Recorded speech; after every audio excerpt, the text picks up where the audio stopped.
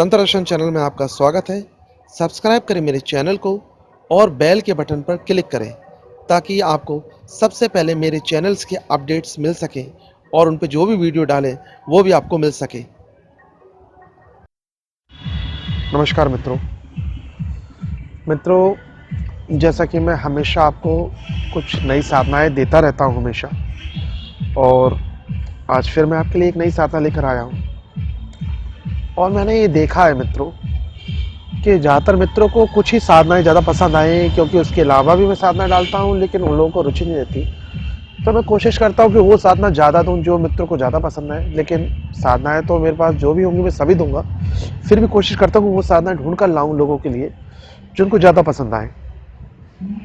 और इसी संदर्भ में मैंने ये देखा है कि परियों की और जिन जिन्नातों की साधनाएं ज़्यादा प्रसिद्ध हैं और वो पसंद की जाती हैं। तो मित्रों, मैं इस साधना में एक बात आपको बताऊंगा जो मैं हमेशा कहता हूं कि मित्रों, आप कीलन करना कभी ना भूलें, क्योंकि कीलन करना बहुत ज़रूरी है। जो लोग कीलन नहीं करते हैं वह अपने लिए खतरे को न्योता देते हैं, क्योंकि ऐसे मैंने बहुत से केसेस सुने हैं जिन्होंने कोई सुरक्षा नहीं की और सीधे सीधे साधना में बैठ गए। और मैं हमेशा एक ही बात बोलता हूँ मित्रों कि अपने इष्ट की सेवा करें, उनकी पूजा करें और उसको बल को प्राप्त करने के बाद किसी साधना में उतरें, क्योंकि जब तक आपके ऊपर किसी शक्ति का सुरक्षा कवच नहीं होगा आप कैसे किसी साधना में सफल हो सकते हैं। और सफल तो बाद में होंगे, उस दौरान कौन कौन सी नकारात्मक शक्तियाँ भी आ जाती हैं जो आपको परेशान कर सकती हैं। देखिए, जैसे दुनिया में अच्छे लोग होते हैं, बुरे लोग होते हैं, ऐसे ही जिन्नों में भी अच्छी बुरी शक्तियाँ होती हैं। अच्छे जिन भी होते हैं, बुरे जिन भी हो सकते हैं। तो आप चीज़ तो अच्छी लेकर गए हैं पाक जिन के लिए, पर कुछ शरारती जिन भी होते हैं जो नापाक होते हैं, वो परेशान करने के इरादे से आपके पास आ सकते हैं, वो आपको परेशान कर सकते हैं। तो ऐसे और भी मखलूक शक्तियाँ हैं जो आपको परेशान कर सकती हैं। तो मेरा यही सुझाव रहेगा मित्रों कि आप हमेशा इन शक्तियों से बचकर रहें और अपना इंतजाम करके रखें। दूसरी बात, अभी कल परसों ही मेरी एक मित्र से बात हुई और उन्होंने अपने घर का वीडियो बना के मुझे भेजा जिस कमरे में वो साधना करना चाहते थे। आजकल साधना करना तो हर कोई चाहता है, पर उसके नियम कायदे नहीं करना चाहता है। कमरा मैंने देखा पूरी तरीके से भरा हुआ था, सब सामान रखा हुआ था। और जबकि मैं साधना के बारे में हमेशा मित्रों यही बोलता हूँ कि साधना का कमरा कुछ ऐसा होना चाहिए जहाँ पे बिल्कुल खाली हो। अब सोचिए, जो लोग जंगल में जाके साधना करते हैं, हिमालय पे पर्वत पे साधना करते हैं, तो कुछ तो कारण होगा उसके पीछे करते थे। जब वो एकांती नहीं मिलेगा, जब खाली नहीं मिलेगा, देखिए खाली जगह होती है वहाँ पे ऊर्जा का प्रभाव ऊपर की तरफ होता है, और वो मंत्र एक ऊर्जा है, शब्दों की ऊर्जा। अब होता क्या है कि जब हम जिस कमरे में सामान रखा है उधर पे साधनाएं करते हैं तो वो ऊर्जा रुक जाती है, क्योंकि नकारात्मक ऊर्जा उस चीज़ को घेर लेती है। जो सामान रखा है उससे नकारात्मक ऊर्जा निकल रही है जो उस मंत्र को ऊपर प्रभाव नहीं होने देती है। तो मैं आपसे यही कहूँगा मित्रों कि ऐसे ना किसी कमरे के अंदर साधना ना करें। फिर अगर आपको असफलता मिलती है तो आप दोष मंत्र को देते हैं या उस व्यक्ति को देते हैं जिसने वो साधना दी, और फिर कहते हैं या फिर यही कहते हैं कि साधना ही सही नहीं है। मित्रों, चलिए मान लिया मैंने एक साधना सही नहीं है, दो साधना सही नहीं है, पर शास्त्रों की साधना भी अगर आप करेंगे तो उसमें भी सफलता नहीं मिलेगी, तो क्या वो साधना भी गलत है? मित्रों, ऐसे सिर्फ है ना कहीं भी बैठने से साधना सफल नहीं होती है। और अगर आप ये सोचो ना कि आप कहीं भी बैठ के बस खाली मंत्र जाप वो कर लो, कितना भी कर लो, किसी भी माला से कर लो, माला को भी लेके ना मैंने देखा है।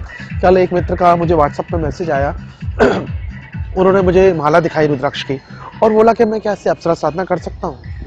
तो मित्रों, हालांकि उनका पूछना गलत नहीं था, उन्होंने पूछा कि कर सकते हैं, कर सकते हैं, लेकिन हम लोग हमेशा ये देखते हैं कि जो हमारे पास उपलब्ध है क्या उन्हीं से काम चल जाएगा। मित्रों, साधना किसी काम चलाने वाली चीज़ नहीं, किसी भी चीज़ से हम काम चला लें। साधना में जो चीज़ का निर्देश दिया गया है कि जो चीज़ें होनी ही चाहिए तो होनी चाहिए, उसका मतलब आप ऐसे ही कोई भी चीज़ है ना कहीं भी लेके नहीं कर सकते कि आप इससे कर ले काम चला लें साधना हो जाए, ठीक है ना। और फिर हम सस्ते महंगे के चक्कर में कहीं से भी माला या फिर और भी वस्तुएं खरीद लेते हैं। अब जैसे एक है ना, मेरे एक मित्र थे, उन्होंने क्या किया, उनसे मेरी बात हुई 3-4 दिन पहले। तो उनको जो परिसाधना करनी थी, जो मैंने शुरू में दी थी अपने चैनल में, तो उसमें क्या था, सिद्धि फल था, सिद्धि फल का था, श्रावण साधना थी जो। तो सिद्धि फल उन्होंने कहीं से मंगाया, और जहाँ से मंगाया मैं उस जगह का नाम नहीं लूँगा, पर वो टोटली फ्रॉड जगह है।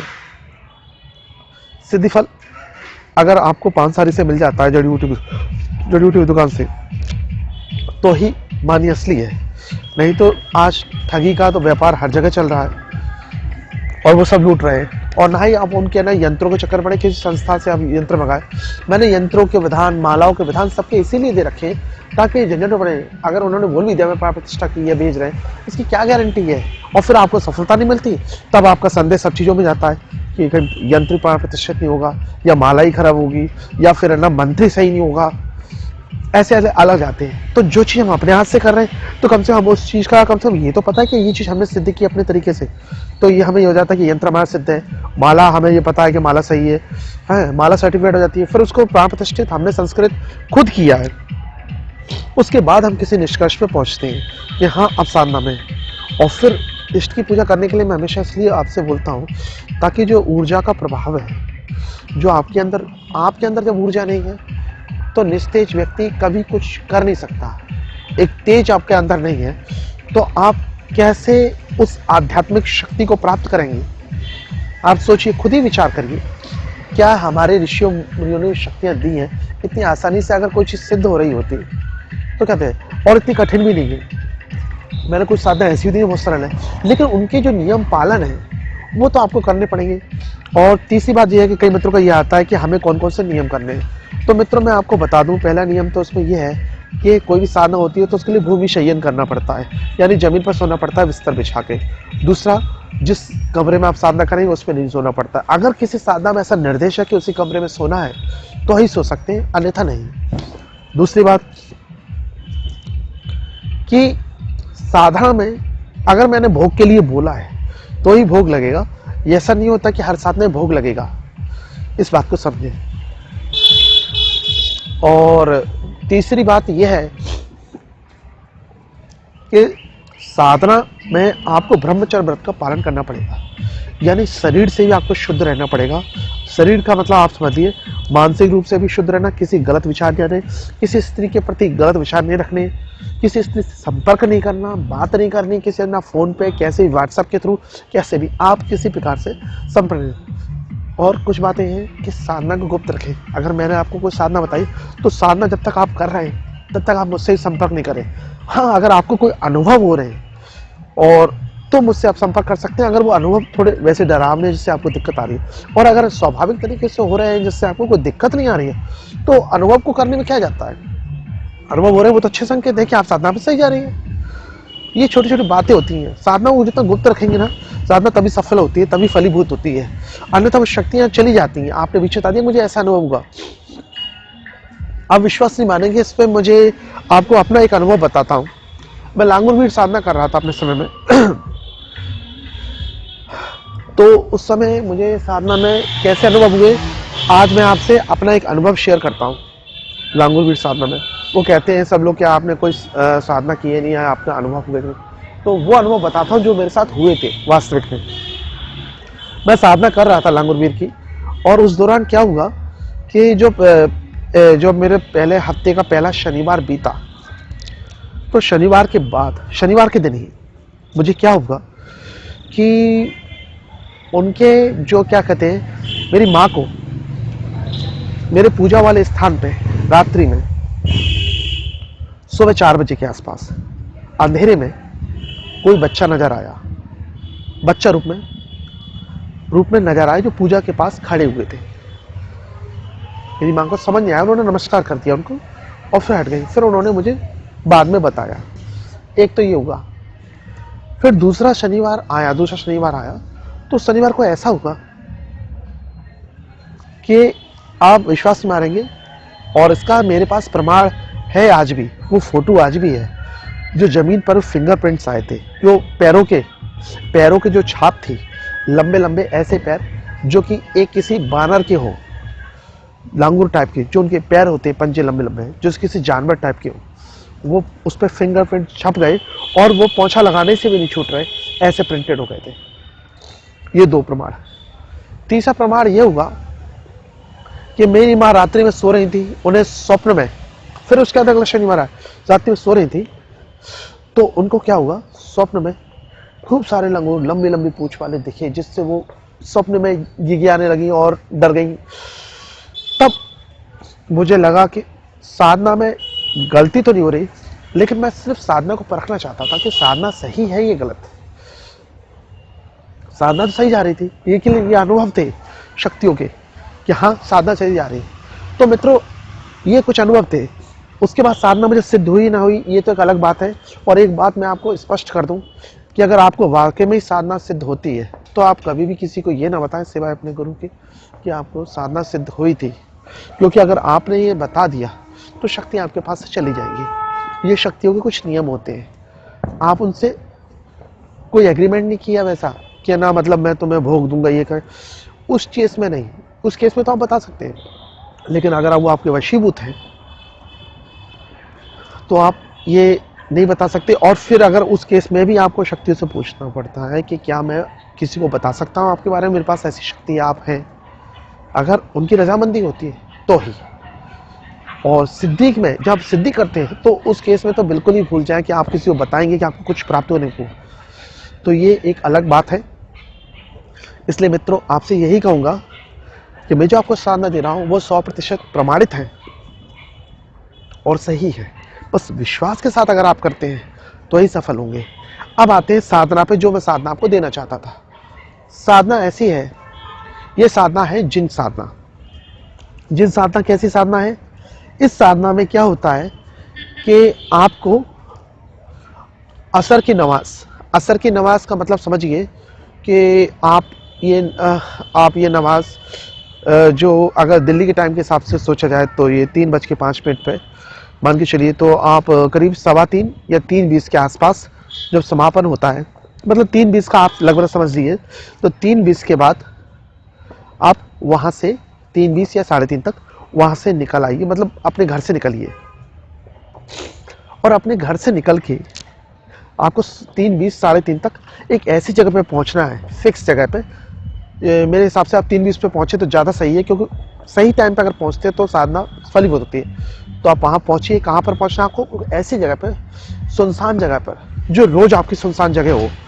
जैसा आप समझ लीजिए कोई क्षेत्र ऐसा होता है जो सुनसान पड़ा रहता है, बहुत ही सुनसान, थोड़ा जंगल टाइप का भी हो और थोड़ा पहाड़ी इलाका टाइप का, इस टाइप का कोई सुनसान जगह हो, ठीक है ना। अगर वो थोड़ा भूतिया जगह भी है तो और सोने पे सुहागा, ठीक है ना। लेकिन सुनसान इसलिए हो कि वहाँ पे उस समय कोई आता जाता ना हो। इस बात का उस समय की बहुत महत्वता है। और ये आपको 21 दिन तक करना है क्रिया। तो अब आपको करना क्या है और ये आप किस दिन से करेंगे, इस बात को देखें।